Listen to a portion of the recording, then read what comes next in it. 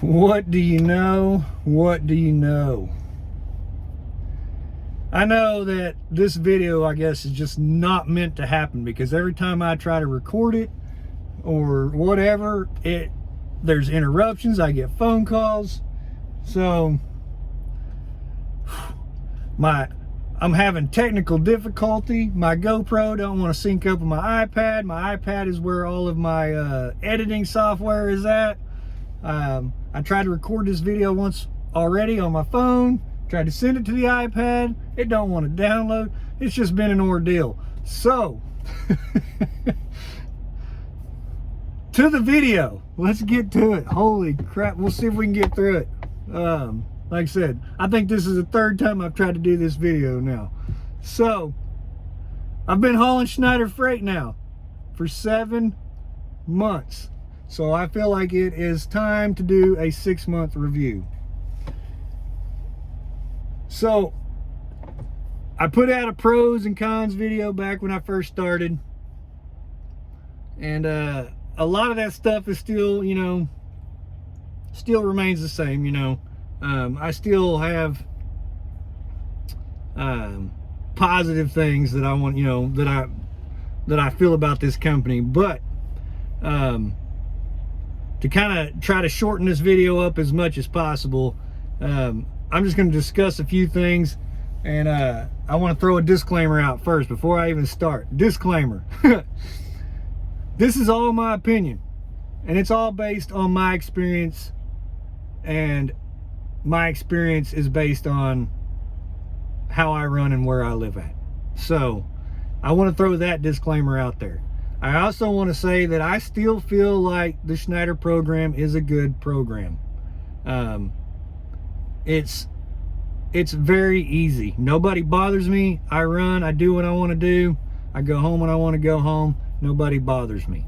So I'll leave it at that. All right. Now on to the subject that I want to discuss. Now these are things that I think need some work. Some stuff that I've been a little frustrated with here lately, and some of it not so much. Some of it I'm not so frustrated with. So, but we'll get to it. So the first thing on my list, which has really had my frustration level up here, is canceled loads. When I first started doing this, it wasn't an issue, and I don't know if it's been luck of the draw or what here lately. And it's not just canceled loads, it's when they cancel that's not helping me out at all. I've had 4 weeks in a row now where I've had loads cancel on me right at the beginning of the weekend, which really screws my weekend up.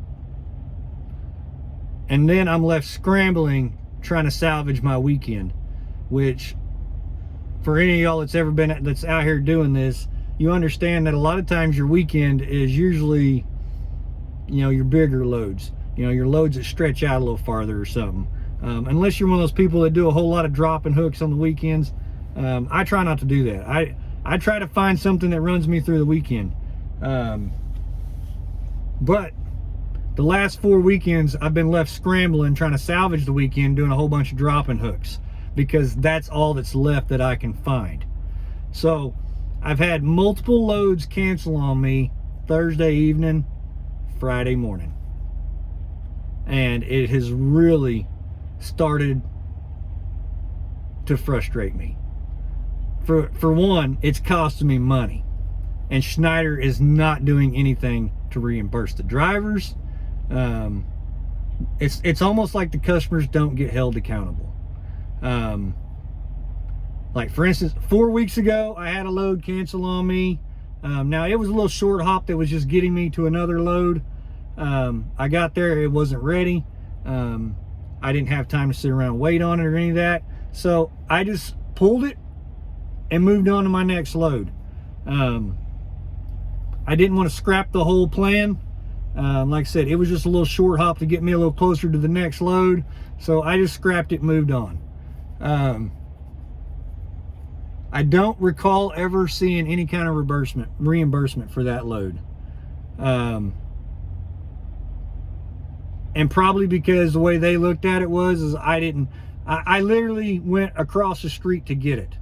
So I don't know how they felt about it, but I felt like somebody owed me something, because now the revenue that I was gonna make from this point to this point, it's not there no more. So 3 weeks ago, I had a load cancel on me. They paid me V&U on that one. They did pay me V&U on that one. They paid me $150 on it. But once again, I was Friday morning scrambling, trying to figure out how to put my weekend together. 2 weeks ago, I showed up at a receipt or at the shipper at like 5 in the evening. This was supposed to be the load that took me basically to the house. I had a load out of North Texas going to Duncan, Oklahoma, and then at this exact same receiver, I had another load that I was going to pick up and take to Kansas City, which it took me through the house. So I was going to go to the house with it and leave out Monday morning and go deliver it. So I got there, they informed me that the load was short product and they weren't sure that it was going to ship or not. They didn't know. So at this point in time though, my day is about done. So I didn't want to just scrap the load, because I really needed the load to get me where I was going, and plus I deadheaded like 200 miles to get it. I asked them if they thought they might know by morning, and they said they would. So I went around the corner and parked for the night. Came back in the morning, they informed me that the customer did cancel due to short product. So now I was down, I basically lost about 14 hours over the ordeal. Now granted, I did a 10-hour break in that, but I'm now left scrambling Friday morning looking for a load to fill the hole. And so the load that I did find paid quite a bit less money. Now granted, Schneider did pay me like $350 for layover, I think is what they paid me. But the problem that I had with it was, now granted, $350 is not a bad amount for 14 hours of layover. But the problem that I had is now I'm left scrambling. I took a load that paid less money, and I got home later than what I was planning on getting home. So it cost me time at home, and I made less money. So my opinion, the $350 washed itself out. It's not like I really made anything. Now, this week, Thursday, I deadheaded like 285 miles to go get a load. I'm parked up 1.5 miles, 2 miles from the shipper, had a 9 a.m. Friday morning appointment time. I get all settled in, and about 8 o'clock Thursday night, I get a message that my appointment time got pushed out 10 days. So I talked to After Hours. They basically tell me that I need to talk to my BOA in the morning to kind of work it all out. So now here we are, 8 o'clock Friday morning. I was unable to find anything to piece together and put my weekend back together, because I had a load scheduled for Monday also, which paid very well. The load that I was picking up was paying very well, and the load Monday was paying very well. So 8 o'clock Friday morning, I'm trying to piece things together again. I talked to my BOA. I'm like, look, am I doing something wrong? Because like this keeps happening. And she's like, no, it's just luck of the draw, I guess, you know, like, and that was the thing. Like, it didn't matter if it was live load or drop-in hook. It kept happening, because these were they were all different. So it wasn't like they were all live loads or anything like that. But it kept happening. So now I'm wanting to know, like, what's my reimbursement on this? Because I deadheaded 285 miles, lost half a day on this. $150 vehicle not used is the best they'll do. To me, that is bogus. I feel like the customer ought to be held more accountable. They want to wait till 12 hours before the appointment time to basically cancel it. You know, I done drove the mileage. You know, $150 with today's fuel prices, that barely covered the cost of my fuel to get there. Like, was my time not worth nothing? Like, that's very irritating to me. So I think Schneider needs to do something a little bit more on these whole canceled load situations. The reimbursement to the driver, I mean, and that may be the industry standard, I don't know. But if that is, the industry needs to work on that, because that's not cutting it. So anyway, enough of that. That's been the biggest part of my frustration here lately, and probably the reason behind my negative attitude right now. So, and I apologize for that. So next problem I have, man, we're gonna turn some lights on because it's starting to get dark in here real fast.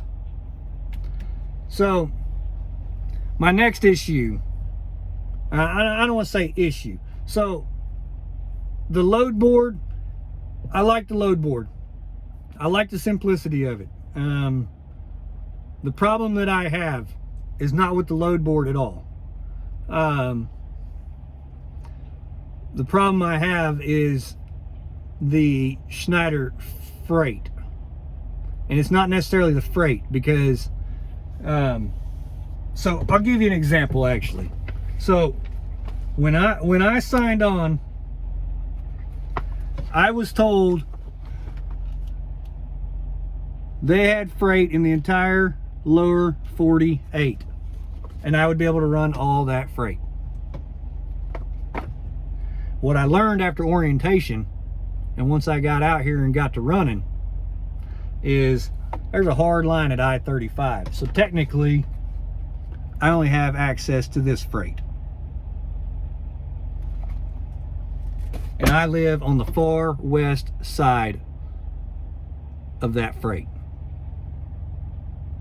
So when you tell me that I have access to the entire lower 48, and as for those of y'all that know, I live at the I-40, I-35 corridor.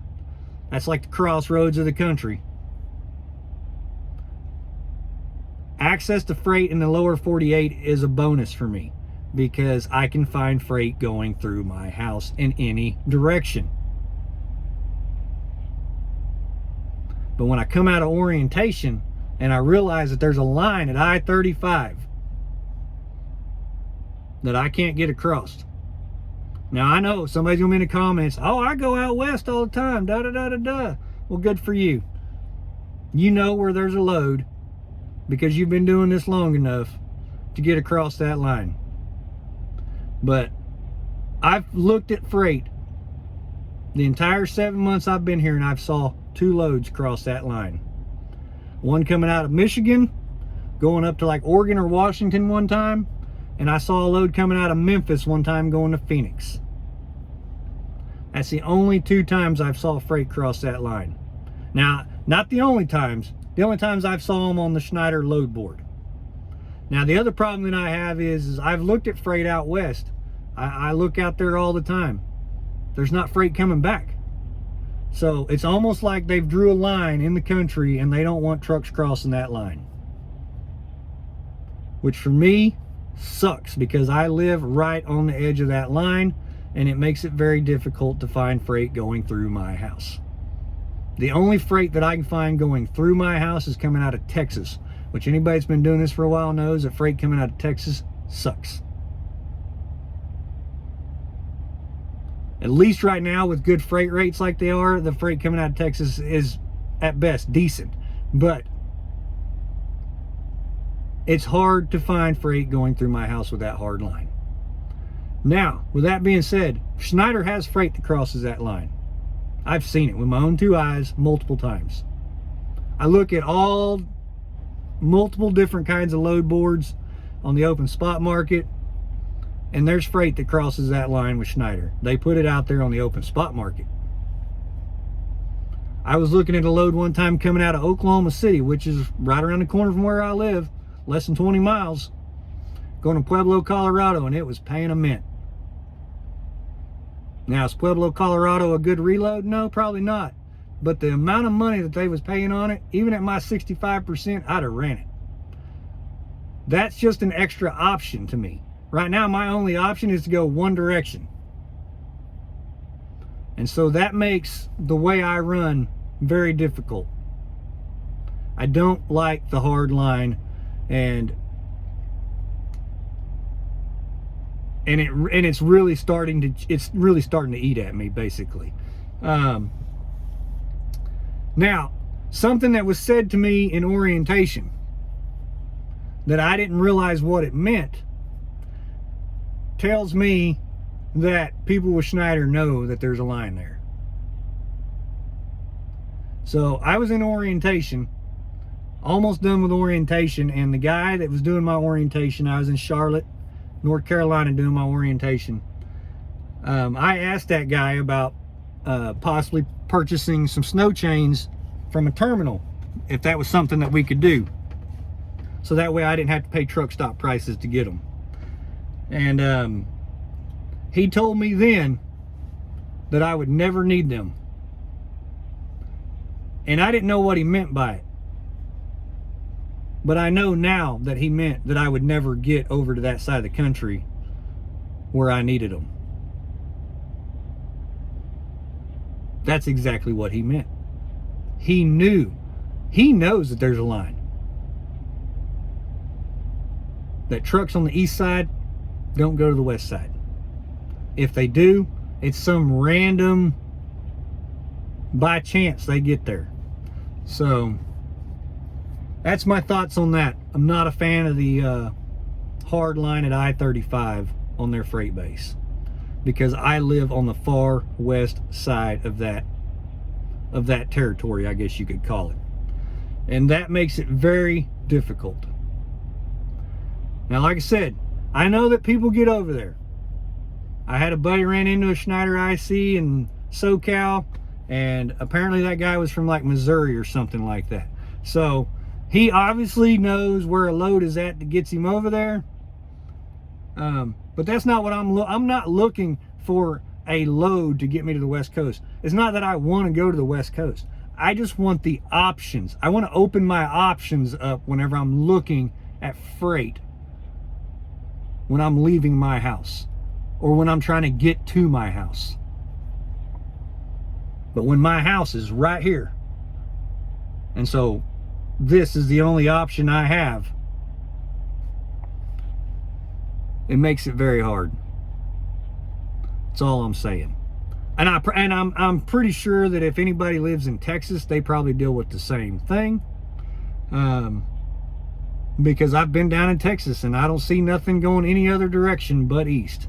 So north, I say north, like I see stuff coming out of Texas going to Kansas City, and that's how I've been fortunate here a few times that I've been able to catch a load coming either out of Texas going to Kansas City, or out of Texas going to, you know, Oklahoma, and then something out of Oklahoma going to Kansas City.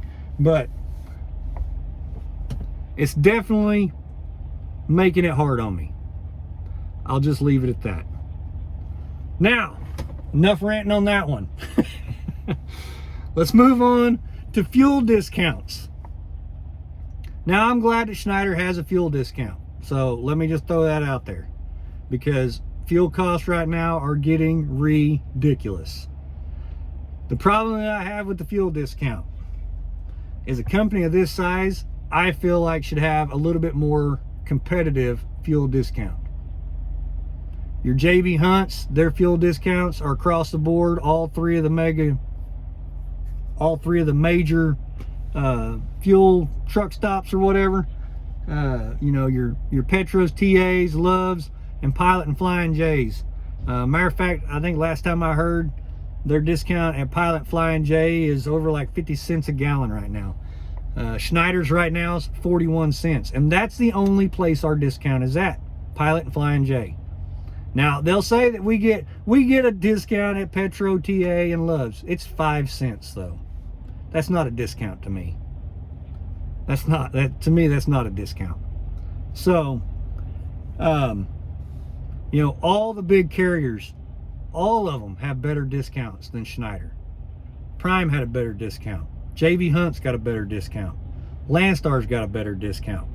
I'm not positive, but I think Mercer's got a better discount. A company of this size should have a lot better fuel discount. And that's just my opinion on that.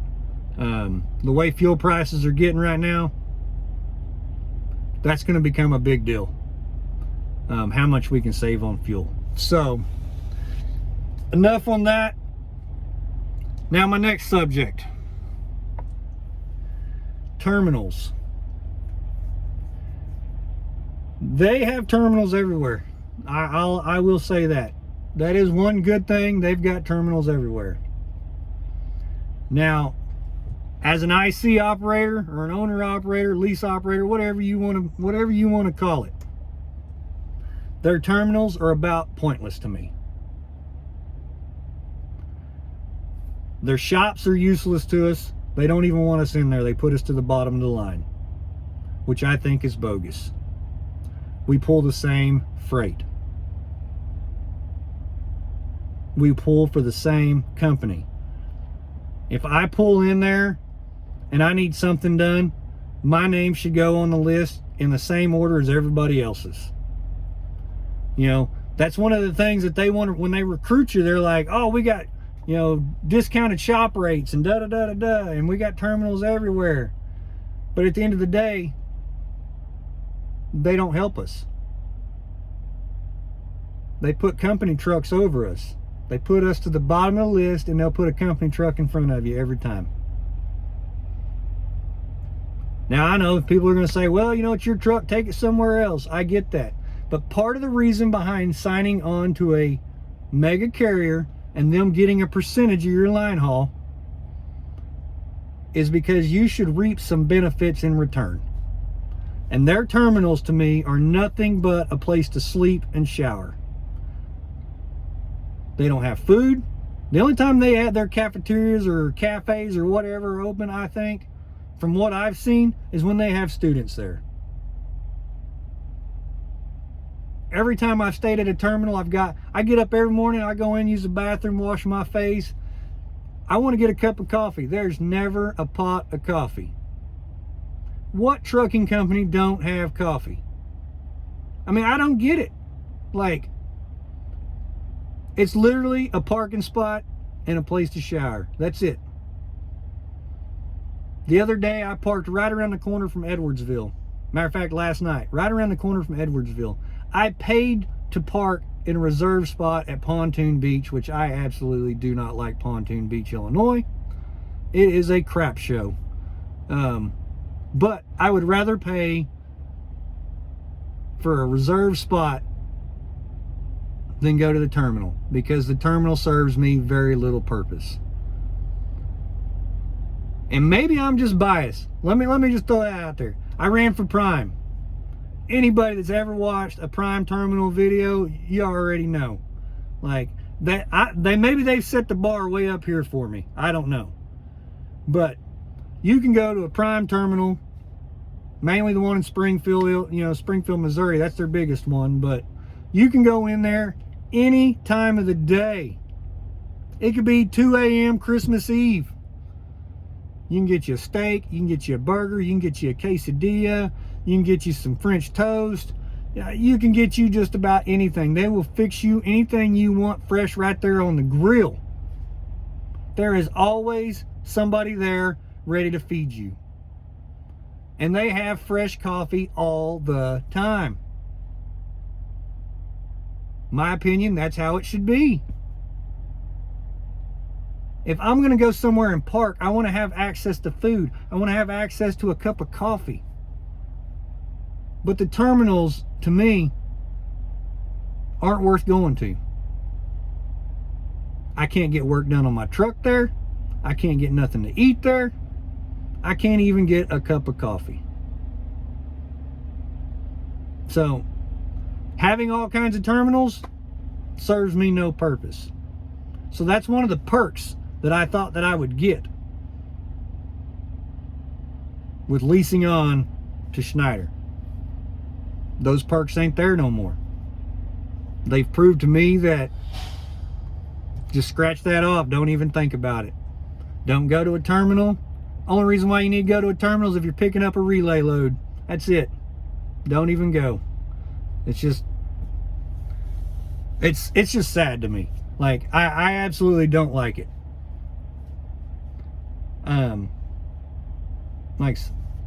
Enough ranting on that. I mean, it irritates me. more than anything. And I don't know why, but it does. You know, and then I get it, recruiters are like salesmen. They're just trying to sell you the company, you know. But at the end of the day, the stuff they sell you ain't worth nothing. So it starts making you question whether or not the percentage that this company is taking from you is worth having. So anyway, on to my last one. And this one I've kind of touched on a little bit, and some of it plays back to the my limit on options on freight, is rates. Rates are really good right now, and I hope they continue to get better because fuel prices have jumped like crazy. But rates are pretty good in most of the country that I can run in. The farther east you live, the better it is.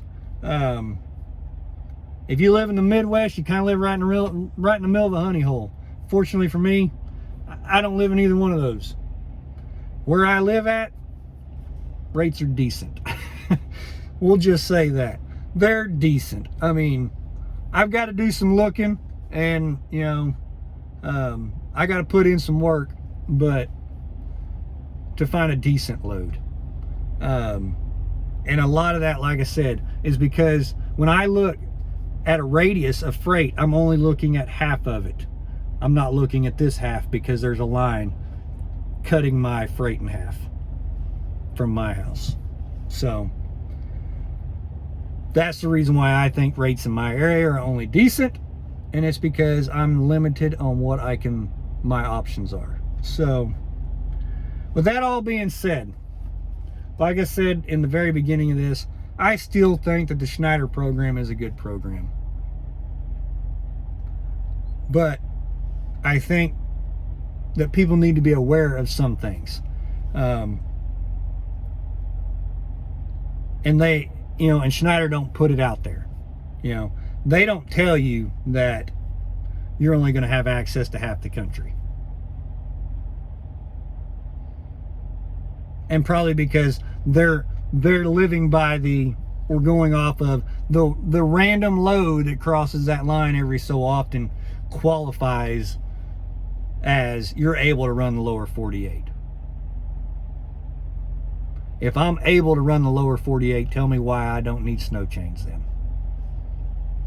That's the end of that. I'm done ranting. Like I said, the rates are still good over here.